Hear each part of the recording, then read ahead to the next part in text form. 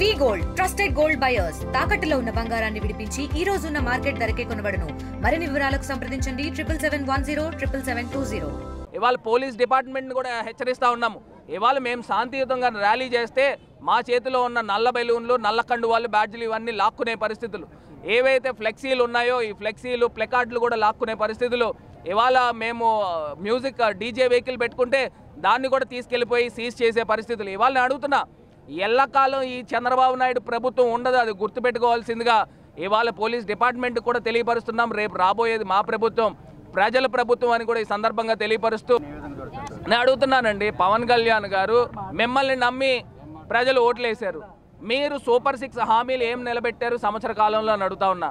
వాలంటీర్ల పరిస్థితి ఏంటి? మీరు చెప్పారు, స్వయాన మీ నోటితో మీరు చెప్పారు, నేను మీకు అన్నలాంటోడిని, నేను పెట్టేవాడిని తప్పితే కొట్టేవాడిని కాదు, మీకు 10,000 రూపాయలు ఇచ్చే బాధ్యత నాది అని చెప్పి ఇవాళ పవన్ కళ్యాణ్ గారు చెప్పారు. వాలంటీర్లు ఏమైపోయారండి? ఇవాళ మీరు 10,000 మాట పక్కన పెట్టండి, వాళ్ళు ఉద్యోగాలే పీకేసిన పరిస్థితులు ఇవాళ మీ ప్రభుత్వంలో కనబడుతూ ఉన్నాయి.